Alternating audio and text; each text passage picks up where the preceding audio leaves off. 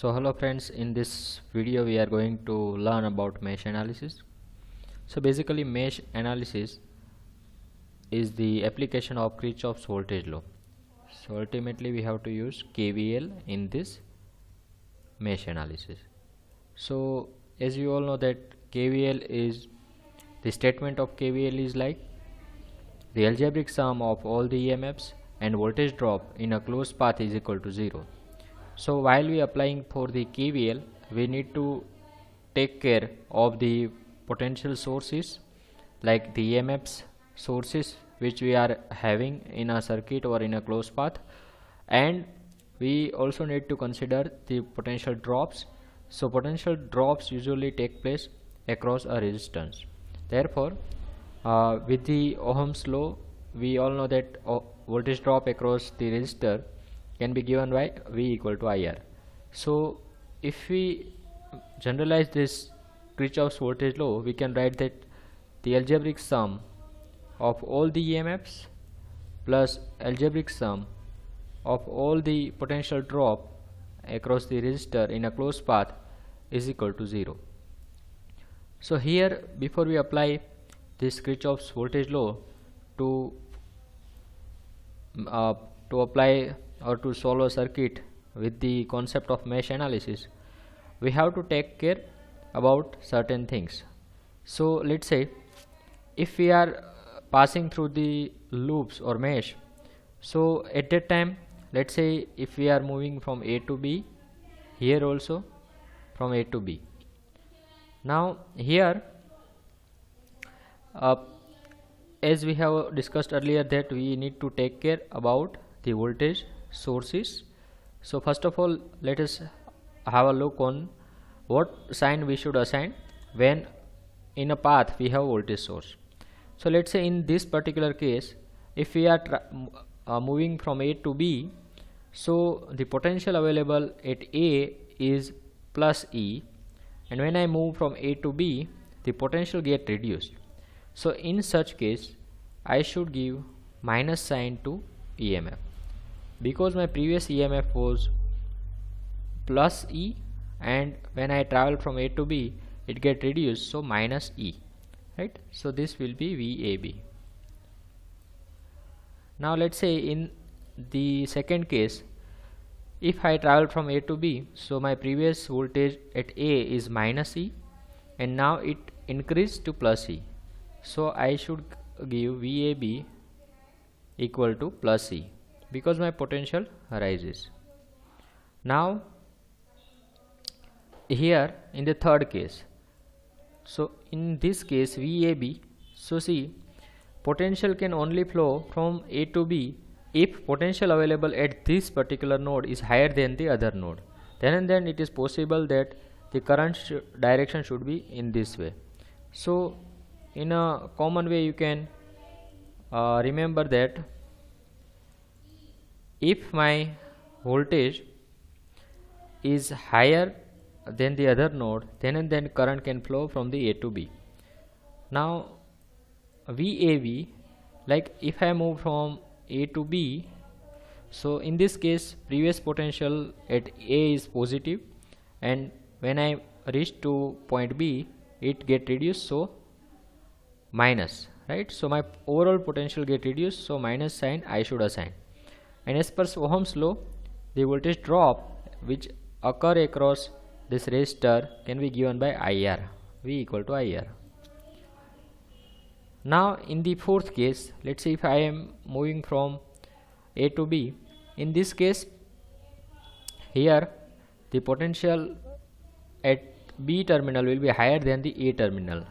Then and then it is possible that the current will flow from B to A. So here the potential available at B will be plus, and here will be minus. Now if I am moving from A to B, so my previous potential at A is negative, and when I reach to B point, my potential get increased, and therefore I can write VAB is equal to plus IR, because my potential get increased. So this philosophy you need to apply when you solve any mesh or you are applying any mesh analysis technique to find the current which is passing through the mesh. So let's discuss this with one example.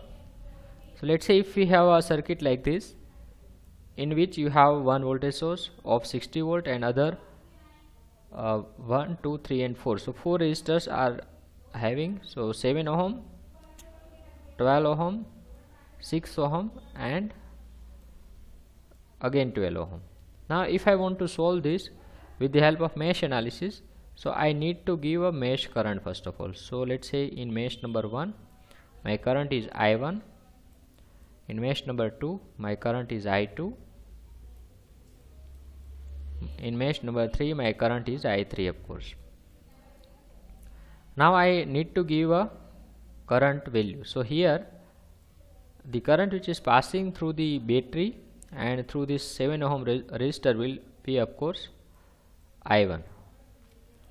Now the current which is passing through here will be I2 of course, and through this will be I3.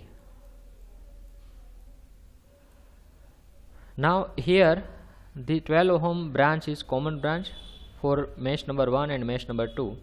So the direction of current I1 is downward and while the direction of current I2 is upward. So if I take net current through the 12 ohm resistor, so this will be I1 minus I2, and net current which is passing through the 6 ohm will be I2 minus I3, and of course here will be I3 only. Now once I give the specific value of current to each and every resistor, then I need to give a polarity. So we have already discussed that the potential at the end where current enter will be positive always, right? The reason behind like current can only flow if the polarity or voltage at this terminal is greater than the other terminal. In the similar way, if I give polarity here, so plus and minus because current enter at this node. In the similar way here plus and minus because current enters at this node, and here also plus and minus. Now when I apply a KVL at this, so I need to start from here, then I have to go here, then here, and again come back to here, and here my mesh 1 get completed. So when I start from this point to this point, so at this particular point my voltage is negative, and when I reach to this point my voltage become positive, so I will give plus 60 volt sign, right? So plus 60. Now from here to here my potential was positive here, and when I reach to this terminal the potential will become negative, so my potential get reduced, and the potential drop across this 7 ohm resistor can be given by IR. So of course this will be I1 because I is I1 and R is 7 ohm. So 7, so minus I1 into 7. Now here the current which is passing through this 12 ohm is I1 minus I2. So I1 minus I2 into this 12 ohm. So 12 ohm. What sign I should assign? So sign will be negative because previously the potential at this terminal was positive and now it becomes negative when I travel from this terminal to this terminal. So this will be negative, and then I need to take algebraic sum. So when I take algebraic sum, so this algebraic sum should be 0. So this will become 60 minus 7I1 and minus 12 into I1 minus I2 is equal to 0. So this equation I have derived from mesh number 1. Now what about mesh number 2? So in this case, if I start from this to this terminal, so my previous potential was negative and now it becomes positive. So I can write here 12, and current which is passing through this 12 ohm branch is I1 minus I2, so I1 minus I2, and potential increases, therefore I can assign plus over here, right? Now here to here there is no resistor, so there will be 0. Now here to here my previous potential was positive and now it becomes negative, so the potential drop will be I2 minus I3 into 6 and negative, right? Why? Because potential get reduced and the algebraic sum over this mesh 2 will be 0, so this will be 0. So this is my second mesh equation. And what about third mesh equation? So in this I need to start from this to this to this and to this and back to this point. Now here what I can write for mesh 3? So 6. So when I start from this point to and when I reach to this point, so my potential increases, therefore plus, then I add drop, so I is I2 minus I3 and 6 ohm resistor is there in between, so into 6. Now from here to here this will be I3 into 12, so here the potential get reduced, so minus, this will become equal to 0. So once I derive those three equations, this is for mesh number 1, this is for mesh number 2 and mesh number 3, and then I need to convert them into appropriate form, and then it will gives me a matrix. So let's give further simplification. So 60 will be equal to 7I1 minus 12I1. So yes, so this negative goes right hand side, this will become positive, and when this negative goes on the right hand side it will become positive. So plus 12 into I1 minus 12 into I2. So this is equal to 12 plus 7 means 19 into I1 minus 12 into I2, and of course plus 0 into I3, because there is no term corresponds to I3, right? Okay. From the mesh number 2 this will become 0, right? So 0 is equal to 12 into I1 minus I2, so 12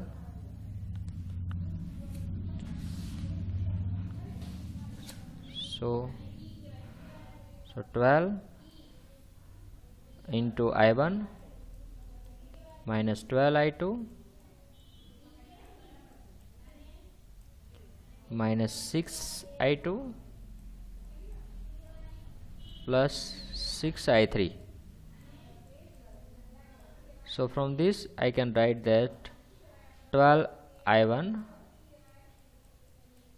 minus 12 plus 6, so minus 18 I2 and plus 6 I3 is equal to 0. So this is my equation number 2. So yes, I have already given 1 2 3 equation previously, so this will be 4, this will be 5.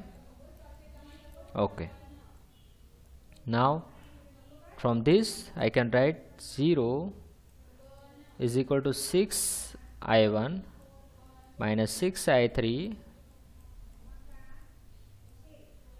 minus 12 I3. So this will gives me 6 I1. I need to check. Okay, here I have I2, right? So 6 I2, I am correcting here, 6 I2 minus 6 I3 minus 12 into I2. So 6 I2 minus 18 into I3 will be equal to 0. So this will become my equation number 6.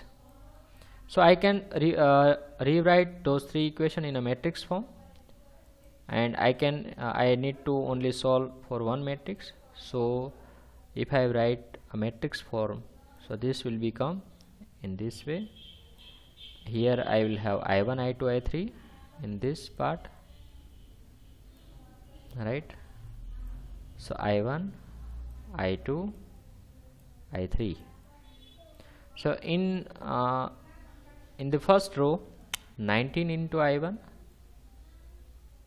then 12 into I2, and 0 into I3. From the equation number 2, 12 into I1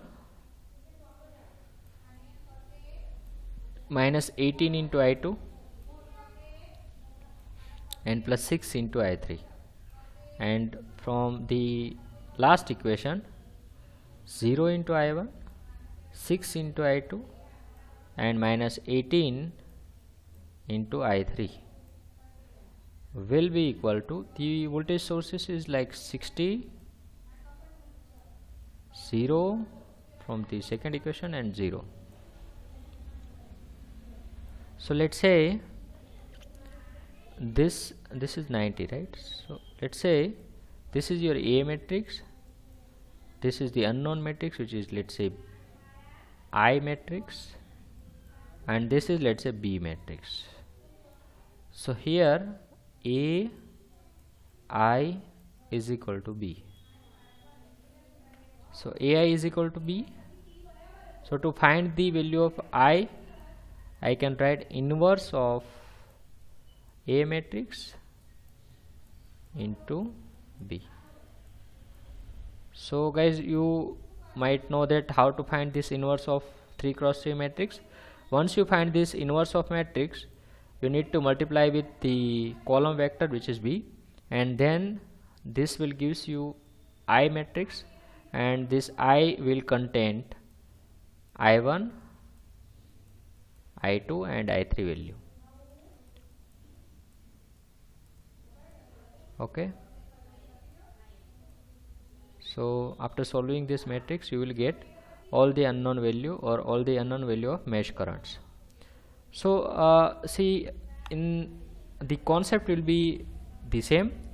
You might have a variety in the circuit, like let's say you can have this kind of circuit also. So first of all, you should assign the mesh current, like this is my I1, this is my I2 and this is my I3.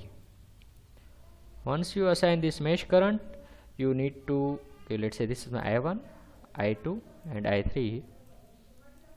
Then you need to find the current which is passing through this each passive element, like resistor.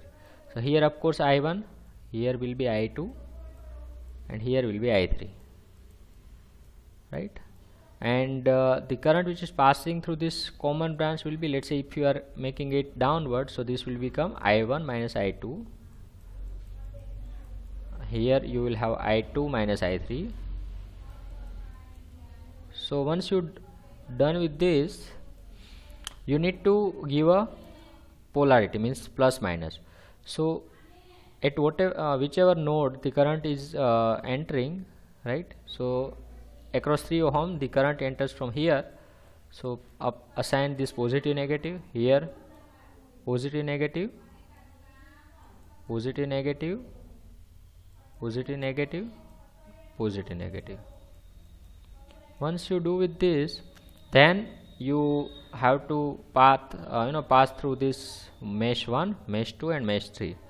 So let's say if you are traveling from here to here, so potential increases, so 42. From here to here, potential becomes positive to negative, so potential goes down, so minus 3 into I1.